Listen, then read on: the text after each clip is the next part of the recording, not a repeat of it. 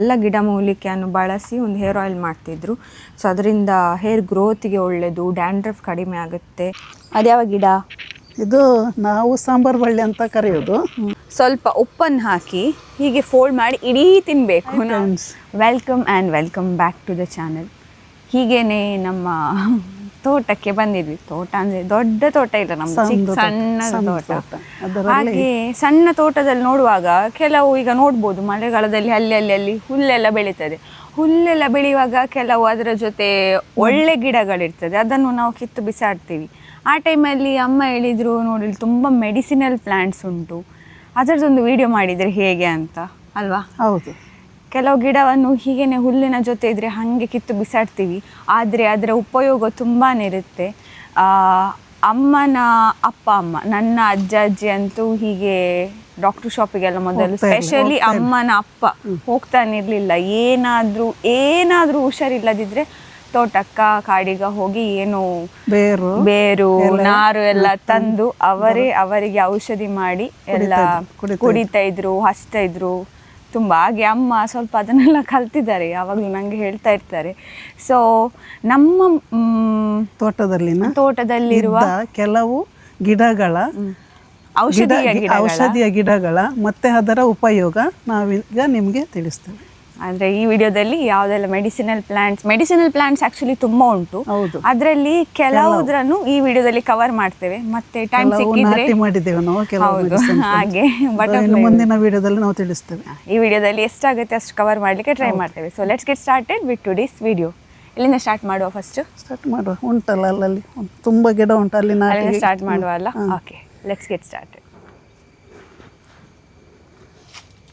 ಗಿಡ ಸಿಕ್ಕಿತ್ತು ನೋಡಿ, ಇದು ನೆಲನೆಲ್ಲಿ ಅಲ್ಲ. ನೀವು ಹುಲ್ಲು ತೆಗಿಲಿಕ್ಕಂತ ಹೋದದ್ದು, ಕೈಯಲ್ಲೆಲ್ಲ ಗಿಡ ಇಟ್ಕೊಂಡು ಬರ್ತೀವಿ. ಅದು ಬೇಕು ನನಗೆ ಕಷಾಯ ಮಾಡ್ಲಿಕ್ಕೆ. ನೋಡುವ, ಇಲ್ಲಿ ತನ್ನಿ ಅಂತೆ. ಒಂದು ಸಾಕಾ? ಅಲ್ಲಿ ತುಂಬಾ ಉಂಟು ಹಾಗೆ. ನನಗೆ ಬೇಕು, ನಾನು ತೆಗಿತೇನೆ. ನನಗೆ ಕಷಾಯ ಮಾಡ್ಲಿಕ್ಕೆ ಬೇಕು. ಇಲ್ಲಿ ಎಲ್ಲ ಆಕ್ಚುಲಿ ಎಲ್ಲ ನೆಲನೆಲ್ಲಿದು ಗಿಡ ಇದೆ, ಎಲ್ಲ ಅಲ್ಲಿ ಉಂಟು. ಇದು ನೆಲ್ಲಿಕಾಯಿ, ನೆಲ ನೆಲ್ಲಿಕಾಯಿ. ಇದರ ನೋಡಿ ಎಲೆ ಅಡಿಯಲ್ಲಿ ಸಣ್ಣ ಸಣ್ಣ ನೆಲ್ಲಿಕಾಯಿ ಉಂಟು.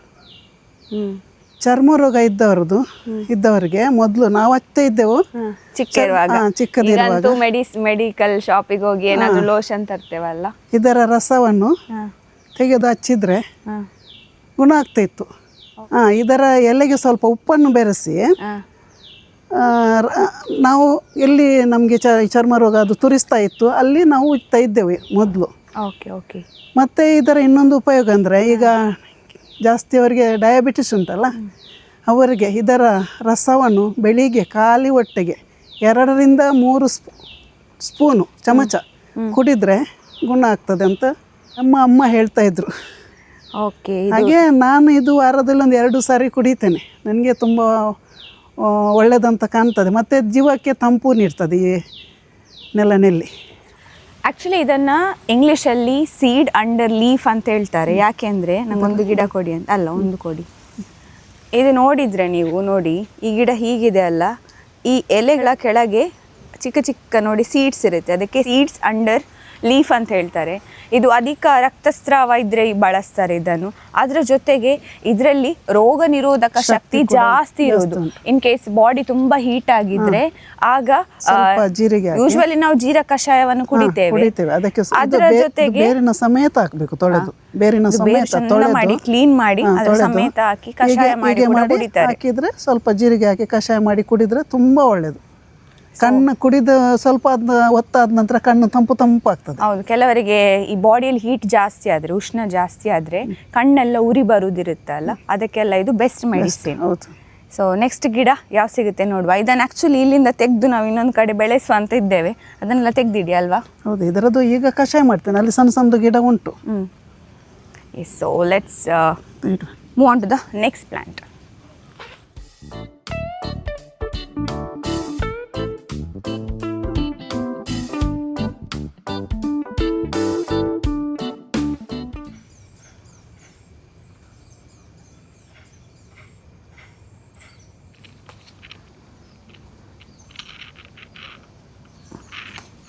ಅದ್ಯಾವ ಗಿಡ?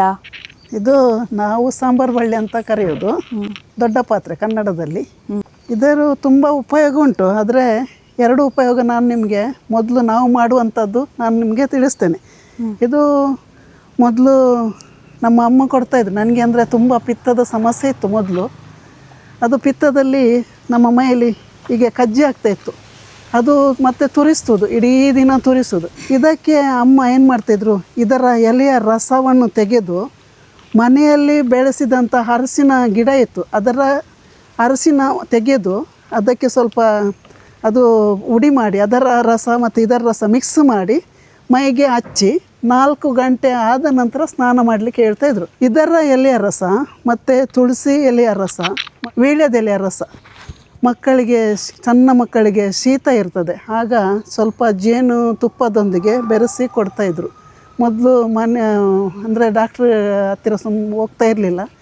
ಸಾಂಬ್ರಾಣಿ, ತುಳಸಿ ಮತ್ತು ವೀಳ್ಯದೆಲೆ ರಸ ಸ್ವಲ್ಪ ಜೇನುತುಪ್ಪದೊಂದಿಗೆ ಬೆರೆಸಿ ಕೊಟ್ಟರೆ ದಿವಸಕ್ಕೆ 2 ಸಲ ಕೊಡ್ತಾಯಿದ್ರು. ಅದರಲ್ಲಿ ವಾಸಿ ಆಗ್ತಾಯಿತ್ತು.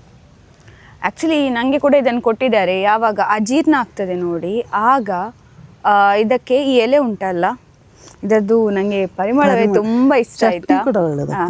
ಇದೆಂತ ಮಾಡ್ತಾರೆ ಅಂದರೆ, ಚಂದ ಮಾಡಿ ಇದನ್ನು ಕ್ಲೀನ್ ಮಾಡಿ ತೊಳೆದು ಸ್ವಲ್ಪ ಉಪ್ಪನ್ನು ಹಾಕಿ ಹೀಗೆ ಫೋಲ್ಡ್ ಮಾಡಿ ಇಡೀ ತಿನ್ನಬೇಕು. ನಾವೀಗ ವೀಳ್ಯದೆಲೆಲ್ಲ ತಿಂತೇವೆ ನೋಡಿ, ಹಾಗೆ ತಿನ್ನಬೇಕು. ಇದು ಅಜೀರ್ಣ ಆದವರಿಗೆ ತುಂಬಾ ಒಳ್ಳೆಯದು. ಅದರ ಜೊತೆಗೆ ಇದರದ್ದು ಚಟ್ನಿ ಮಾಡ್ತಾರೆ, ಹೆಲ್ದಿ ಆಯಿತಾ. ಅಮ್ಮ ಹೇಳಿದಾಗೆ ಪಿತ್ತದ ಸಮಸ್ಯೆ ಇದ್ದವರಿಗೆಲ್ಲ ಇದದ್ದು ಚಟ್ನಿ ಮಾಡಿ ನಿಮಗೆ ಹೀಗೇನೆ ತಿನ್ನಲಿಕ್ಕೆ ಬೇಡ ಅಂತ ಆದರೆ ಸ್ವಲ್ಪ ಕಾವಲಿಯಲ್ಲಿ ಇದನ್ನು ಅದು ರೆಸಿಪಿ ನಾವು ಹಾಕಿದ್ದೇವೆ. ನಾನು ಟ್ಯಾಗ್ ಮಾಡಲಿಕ್ಕೆ ಟ್ರೈ ಮಾಡ್ತೇನೆ. ಚಟ್ನಿ ಮಾಡಿದ್ದು ಹೌದು, ಅದು ವಿಡಿಯೋ ಇದ್ರೆ ನಾನು ಅಂತ ಹಾಕ್ತೇನೆ ಇಲ್ಲಿ ನಿಮಗೆ ಲಿಂಕ್. ಹೌದು. ಸೊ ಪಿತ್ತದ ಸಮಸ್ಯೆ ಇದ್ದವರು ಹೀಗೇನೆ ತಿನ್ನಲಿಕ್ಕೆ ಬೇಡ ಅಂತ ಆದರೆ ಇದದ್ದು ಚಟ್ನಿ ಮಾಡಿ ಕೂಡ ನೀವು ತಿನ್ಬೋದು. ಮಾತ್ರ ತೆಂಗಿನಕಾಯಿ ಸ್ವಲ್ಪ ಹಾಕಿ, ಜಾಸ್ತಿ ಹಾಕೋದು ಬೇಡ. ಫ್ಲೇವರ್ ನಿಮಗೆ ಜಾಸ್ತಿ ಬರಬೇಕು. ಪಿತ್ತದ ಸಮಸ್ಯೆ ಇದ್ದವರಿಗೆ ತೆಂಗಿನಕಾಯಿ ಸ್ವಲ್ಪ ಹಾಕಿ ಚಟ್ನಿ ಮಾಡಿ ತಿನ್ನಿ, ಎಸ್ ಒಳ್ಳೆಯದಾಗ್ತದೆ.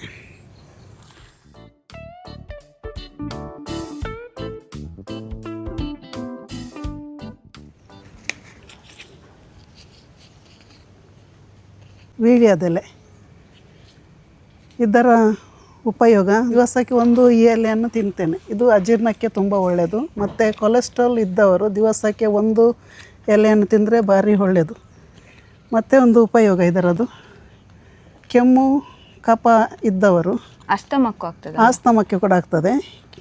ಕೆಮ್ಮು ಕಫಕ್ಕೆ ಇದರ ರಸ, ಬಿಳಿ ಈರುಳ್ಳಿಯ ರಸವನ್ನು ಬೆರೆಸಿ, ಬಿಳಿ ಈರುಳ್ಳಿಯ ರಸ ಸ್ವಲ್ಪ ಜೇನುತುಪ್ಪದೊಂದಿಗೆ ಕುಡಿಯಬೇಕು. ನಾನು ಕುಡಿತಾ ಇದ್ದೇನೆ. ನಾನಂದರೆ ಶೀತ ಎಲ್ಲ ಆಗುವಾಗ ಡಾಕ್ಟ್ರ್ ಹೋಗಿ ಮದ್ದು ತರುವುದಿಲ್ಲ. ಮೊದಲಿಂದ ನಮ್ಮ ಅಪ್ಪ ಅಮ್ಮ ಕಲಿಸಿದ ಯಾವ ಮದ್ದು ಉಂಟು ಅದೇ ಮಾಡ್ತಾ ಇದ್ದೇನೆ. ಜಾಸ್ತಿ ಜ್ವರ ಬಂದರೆ ಮಾತ್ರ ನನಗೆ ತಡಿಲಿಕ್ಕೆ ಆಗದಾಗಿರುವಾಗ ಮಾತ್ರ ನಾನು ಡಾಕ್ಟ್ರ್ ಹತ್ತಿರ ಹೋಗಿ ಮದ್ದು ತಗೊಂಡ್ಬರುವುದು. ಇದನ್ನು ಇಂಗ್ಲೀಷಲ್ಲಿ ಬೀಟಲ್ ಲೀಫ್ ಅಂತಾರೆ.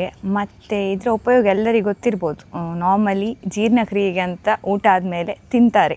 ನನಗೆ ಕೂಡ ತುಂಬ ಇಷ್ಟ. ನೀವೀಗ ಮದುವೆ ಫಂಕ್ಷನಿಗೆಲ್ಲ ಹೋದರೆ ಇದನ್ನು ಕೊಡ್ತಾರೆ. ಯಾಕೆ ಕೊಡ್ತಾರೆ ಅಂದರೆ this is very good for digestion ಆಗಲಿ ಅಂತ. ಆದರೆ ದಿವಸಕ್ಕೆ ತಿನ್ನುವಾಗ 1 ಮ್ಯಾಕ್ಸಿಮಮ್ 2 ಅಷ್ಟೇ, ಜಾಸ್ತಿ ತಿನ್ಲಿಕ್ಕೆ ಹೋಗಬೇಡಿ. ಜಾಸ್ತಿ ತಿಂದರೆ ಪಿತ್ತದ ಸಮಸ್ಯೆ ಸ್ಟಾರ್ಟ್ ಆಗ್ತದೆ, ಒಳ್ಳೆಯದಲ್ಲ. ಮತ್ತು ನಿಮ್ಮ ಹಸಿವು ಕಡಿಮೆ ಆಗ್ತಾ ಬರುತ್ತೆ, ಲಿವರಿಗೆ ಎಫೆಕ್ಟ್ ಆಗುತ್ತೆ. ಸೊ ಯಾವುದರದ್ದು ಎಷ್ಟು ಉಪಯೋಗ ಇದೆ ಅಷ್ಟು ದುರುಪಯೋಗ ಕೂಡ ಇದೆ. ಆದರೆ ಲಿಮಿಟೆಡಲ್ಲಿ ಎಲ್ಲ ಇದ್ದರೆ ಎಲ್ಲನೂ ಸರಿ ಆಗುತ್ತೆ. ಸೊ ಜೀರ್ಣಕ್ರಿಯೆ ಸಮಸ್ಯೆ ಇದ್ದವರು, ಡೈಜೆಷನ್ ಪ್ರಾಬ್ಲಮ್ ಇದ್ದವರು 1 ತಿನ್ಬೋದು, ಜಾಸ್ತಿ ತಿನ್ಲಿಕ್ಕೆ ಹೋಗಬೇಡಿ. ಡೈಲಿ ಕೂಡ ತಿನ್ಲಿಕ್ಕೆ ಹೋಗಬೇಡಿ, ಯಾಕೆಂದರೆ ಮತ್ತೆ ನಿಮಗೆ ಹಸಿವಾಗೋದೇ ನಿಂತು ಬಿಡುತ್ತೆ, ಲಿವರ್ ಸಮಸ್ಯೆ ಬರುತ್ತೆ. ಸೊ ಮತ್ತೆ ಒಂದು ನಿಮಗೆ ತಿನ್ನಲಿಕ್ಕೆ ಸ್ವಲ್ಪ ಇದು ಖಾರ ಆಗ್ತದೆ. ಅದಕ್ಕೆ ನಿಮಗೆ ಖಾರ ಆದಲ್ಲಿ ಸ್ವಲ್ಪ ಉಪ್ಪನ್ನು ಸೇರಿಸಿ ತಿನ್ಬೋದು. ಇದು ಮತ್ತೆ ತಿನ್ನುವ ಒಂದು ನನಗೆ ಬೇಕಿದೆ 2 ಇಟ್ಕೊಳ್ಳಿ. ನೆಕ್ಸ್ಟ್ ಬನ್ನಿ ಹೋಗು.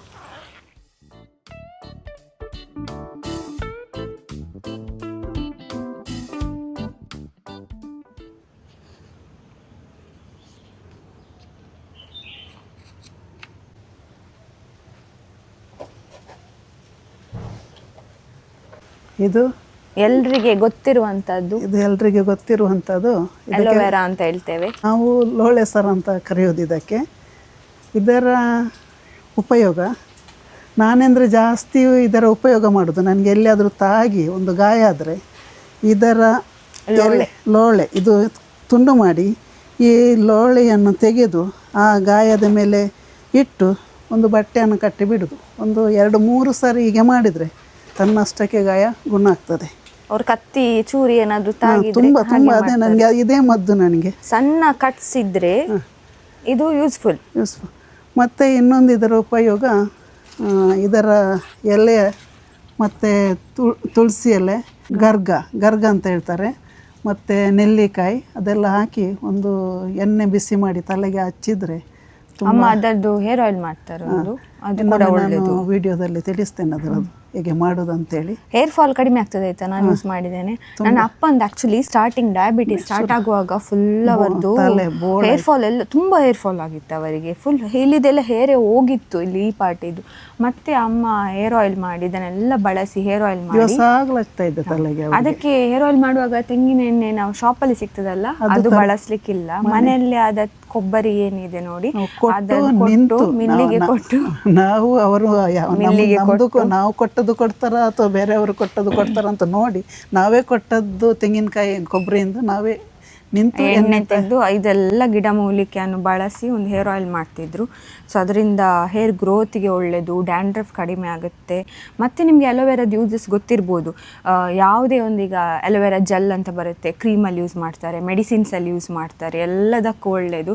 ಶಾಂಪೂ, ಕಂಡೀಷ್ನರ್ ಎಲ್ಲದರಲ್ಲೂ ಈಗ ಇದನ್ನು ಯೂಸ್ ಮಾಡ್ತಾರೆ. ಸೊ ಇದೊಂದು ಗಿಡ ನಿಮ್ಮ ಮನೆಯಲ್ಲಿ ಇರಲೇಬೇಕು ಅಲ್ವಾ? ಹೌದು. ಈಗ ತಾಗಿತ್ತು ನನಗೆ ಕೈಗೆ ಅವರಿಗಂದಲ್ಲಿ ತೋಟದಲ್ಲಿ ಸ್ವಲ್ಪ ತಾಗಿತ್ತು. ಅವ್ರು ನೋಡಿ ಅದರದ್ದು ಲೋಳೆಯನ್ನು ಬಳಸ್ತಾ ಇದ್ದಾರೆ. ಹಾಗಾದರೆ ಹೇಗನಿಸ್ತು ಇವತ್ತಿನ ವಿಡಿಯೋ? ಐ ಥಿಂಕ್ ಒಂದು 5 ಮೆಡಿಸಿನ್ 5 ಮಾಡಿದ್ವಿ ಅಂತ. 5 ಉಂಟು, ಇನ್ನು ತುಂಬ ಉಂಟು. ಯಾಕೆ ಗೊತ್ತುಂಟಾ, ಮೋಡ ಆಯಿತು, ಮಳೆ ಬರ್ತದೆ, ಈಗ ಹೊರಗಡೆ ನಿಲ್ಲಿಕ್ಕೆ ಆಗೋದಿಲ್ಲ, ಸ್ವಲ್ಪ ಸೊಳ್ಳೆ ಕೂಡ ಕಷ್ಟ ಉಂಟು. ಅದಕ್ಕೋಸ್ಕರ ಈ ವಿಡಿಯೋನ ಇಲ್ಲಿ ಸ್ಟಾಪ್ ಮಾಡ್ತೇವೆ. ನೆಕ್ಸ್ಟ್ ವಿಡಿಯೋದಲ್ಲಿ ಇನ್ನಷ್ಟು ಉಳಿದ ಗಿಡಗಳ ಬಗ್ಗೆ ಮಾಹಿತಿ ನಿಮಗೆ ಕೊಡ್ತೇವೆ. ತುಂಬ ಉಂಟು. ಪ್ರಾಬ್ಲಮ್ ಏನಂದರೆ ಹುಲ್ಲು ಬೆಳೆದಿದೆ ನೋಡಿ, ಮತ್ತು ಈ ಮಳೆ ಸೊಳ್ಳೆ ಉಂಟು, ಮತ್ತು ಈ ಮಳೆಗಾಲದಲ್ಲಿ ಹಾವು ಅದು ಇದು ಎಲ್ಲಿ ಉಂಟಂತ ಹೇಳಲಿಕ್ಕಾಗಲ್ಲ. ತುಂಬ ಗಾಳಿ ಕೂಡ ಬೀಸ್ತಾ ಉಂಟು. ಶಾಲಾ ಕಾಲೇಜುಗಳಿಗೆ ಕೂಡ ರಜೆ ಕೊಟ್ಟಿದ್ದಾರೆ, ಗಾಳಿ ಮಳೆ ಉಂಟು ಈ ಸೈಡ್. ಸೊ ಅದಕ್ಕೋಸ್ಕರ ಇಲ್ಲಿಗೆ ಈ ವಿಡಿಯೋನ ಸ್ಟಾಪ್ ಮಾಡ್ತೇವೆ. ಹೇಗನಿಸ್ ಇವತ್ತಿನ ವಿಡಿಯೋ ಇಷ್ಟ ಆದರೆ hit like, share and subscribe. ನಿಮಗೆ ಯಾವುದಾದ್ರು ಗಿಡ ಮೂಲಿಕೆಗಳ ಬಗ್ಗೆ ಗೊತ್ತಿದ್ರೆ ಆ ಗಿಡದ ಹೆಸರನ್ನು ಕಮೆಂಟ್ ಸೆಕ್ಷನಲ್ಲಿ ತಿಳಿಸಿ. ಆ ಗಿಡ ನಮ್ಮ ಮನೆಯಲ್ಲಿದ್ದರೆ ನೆಕ್ಸ್ಟ್ ವಿಡಿಯೋದಲ್ಲಿ ಅದನ್ನು ಕವರ್ ಮಾಡಲಿಕ್ಕೆ ಟ್ರೈ ಮಾಡ್ತೇವೆ. ಹೌದು ಅಂತ ಹೇಳಲಿಕ್ಕಿಲ್ವಾ? ತುಂಬ ಕಮೆಂಟ್ಸ್ ಮಾಡಿ, ನಾನು ಓದ್ತೇನೆ. ಮತ್ತೆ ಸಿಗೋಣ ಇನ್ನಷ್ಟು ಇಂಟ್ರೆಸ್ಟಿಂಗ್ ವಿಡಿಯೋಗಳ ಜೊತೆಗೆ. ಅಲ್ಲಿ ತನಕ ಹೆಲ್ದಿ ಆಗಿರಿ, ಸೇಫ್ ಆಗಿರಿ. ಬಾಯ್ ಬಾಯ್.